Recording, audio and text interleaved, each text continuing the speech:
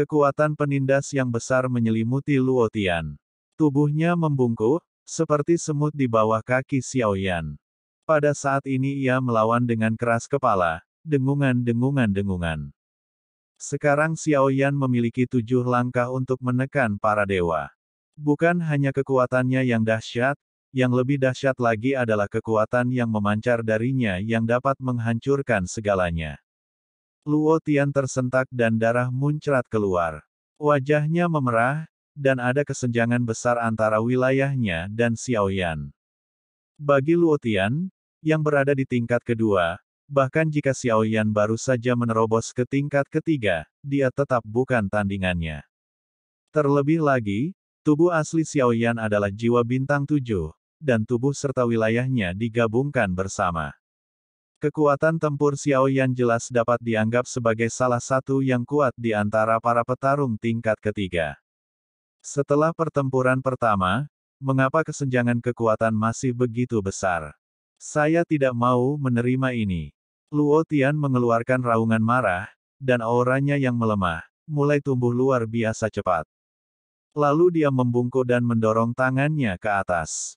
Seketika, lingkaran cahaya bermunculan dan sinar petir hitam yang tak terhitung jumlahnya muncul di sekitar sosoknya, berubah menjadi berkas cahaya yang melesat ke arah 7 langkah penekan jiwa Xiaoyan. Ekspresi Xiaoyan tenang, karena ini baru langkah kelima yang diambilnya. Melihat perlawanan Luo Tian, Xiaoyan mengambil langkah keenamnya. Jejak batu keenam bagaikan jurang yang tidak dapat diatasi bagi Luo Tian, dan itu menghancurkannya lagi tepat saat dia akhirnya berdiri. Fiuh! Luo Tian memuntahkan seteguk besar darah, dan seluruh tubuhnya tampak runtuh. Namun dia masih belum menyerah. Semakin banyak lengkungan hitam muncul di sekelilingnya, seolah-olah dia sedang melawan kekuatan Xiaoyan yang mengerikan dengan Luo Tian. Aku tidak berkoar, aku tidak berkoar, aku tidak berkoar. Luo Tian meraung lagi. Ia merasa bahwa kesenjangan antara wilayah kekuasaannya dan Xiaoyan terlalu besar. Meskipun ia tahu bahwa Xiaoyan berada di tingkat ketiga, Luo Tian masih merasa enggan menerima kesenjangan kekuatan tempur antara dirinya dan Xiaoyan. Rasanya seperti jurang yang tidak dapat diatasi, dan dia semakin merasa bahwa Xiaoyan sama sekali tidak serius padanya. Jika tidak, maka akan langsung musnah. Melihat Luo Tian yang kesakitan, wajah Chao Qing dipenuhi dengan kekhawatiran dan sakit hati.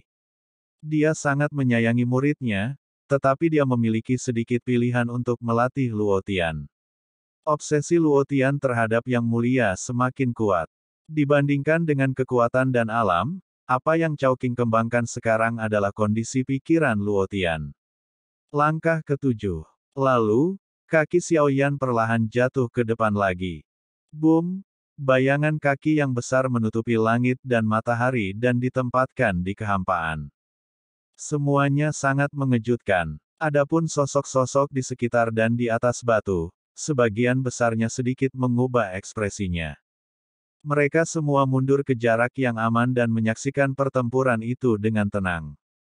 Tubuh Dong Luo Tian meledak, memancarkan kabut darah yang tak terhitung jumlahnya, meskipun petir hitam di sekitarnya sangat ganas. Namun jarak antara dirinya dan Xiaoyan masih terlalu besar. Luo Tian, dengan darah di seluruh wajahnya, tampak sangat menyedihkan. Semua ototnya meledak, dan setelah 7 langkah ia akan mencapai batasnya. Xiaoyan melirik Chao Qing. Jika dia terus maju, Luo Tian akan mati dalam pertempuran. Tapi Chao Qing mengangguk lagi. Ini tidak cukup, dia belum melakukannya. Chao Qing menjawab, mata Xiaoyan tidak terlihat seperti itu, kan? Apakah ini masih dianggap tidak? Bayangan kaki besar jatuh, dan darah Luo Tian terus meledak dari tubuhnya. Pada saat ini, nafasnya telah melemah hingga batasnya. Xiaoyan dan Luo Tian tidak memiliki kebencian yang mendalam. Xiaoyan bahkan merasa bahwa Luo Tian adalah orang yang cukup baik. Dia tidak sombong atau tidak sabaran, dan niat awalnya hanya untuk bertarung dengannya. Bahkan ketika Luo Tian jatuh ke dalam genangan darah, tubuhnya hampir runtuh. Namun, Ledakan itu tidak sepenuhnya meledak. Lengkungan hitam terus memperbaiki tubuhnya dan menahannya agar tidak runtuh sepenuhnya. Saat pertempuran dan Luotian menjadi lebih brutal, semakin banyak busur listrik hitam muncul di sekitarnya, hampir membentuk kabut hitam di sekelilingnya. Tubuh Luotian terus bergetar dalam genangan darah, dan kemudian dia berjuang untuk menopang tubuhnya dengan tangannya. Seketika, busur listrik hitam di sekelilingnya tiba-tiba menyerbu ke tubuh Luotian dengan panik. Sosok Luotian tiba-tiba menghilang.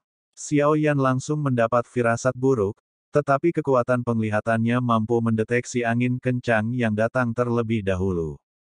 Petir yang sangat kuat muncul di bawah kakinya, dan dia menghindarinya dalam sekejap. Luotian yang menghilang muncul di tempat Xiao Yan pindah, dan penampilannya telah berubah drastis pada saat ini. Rambut hitamnya berkibar ke atas tanpa angin, dan matanya berubah hitam.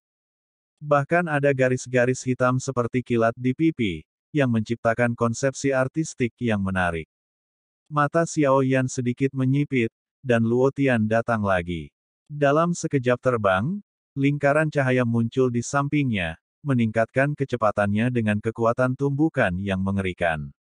Api tiga warna menyeruak keluar dan menyelimuti Xiao Yan, lalu keduanya bertabrakan hebat dalam kehampaan. Ledakan. Dua sinar cahaya terang. Satu hitam dan satu merah, dua sorotan cahaya terang saling terkait dan melahap satu sama lain dengan gila-gilaan. Lapisan demi lapisan dampak melanda.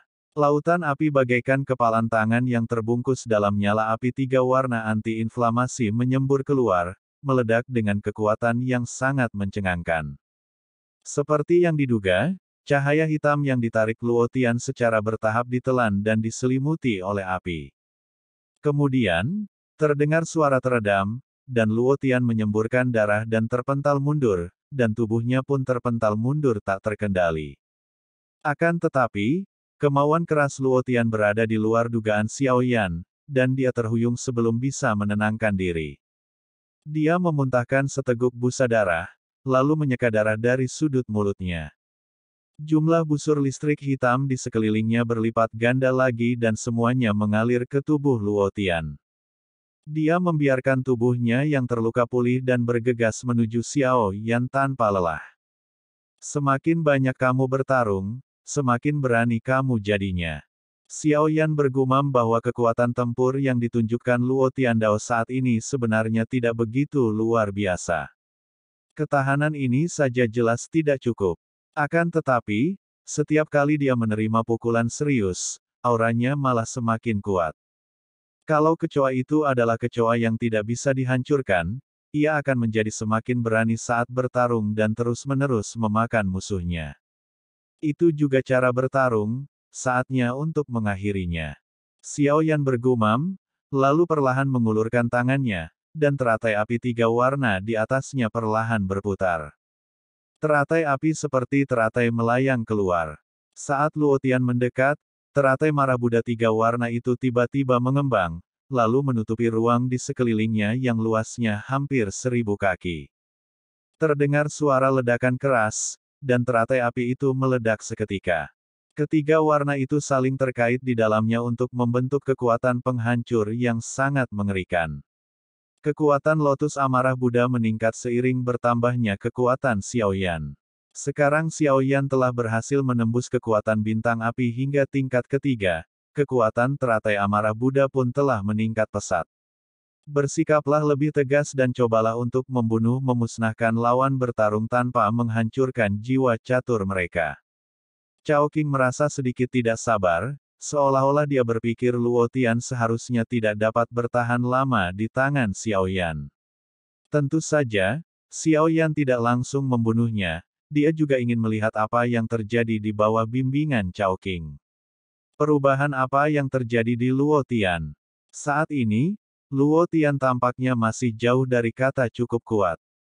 Paling banter, ia hanya bisa dianggap sebagai pemimpin di level kedua, dan mustahil baginya untuk bertarung melawan level ketiga.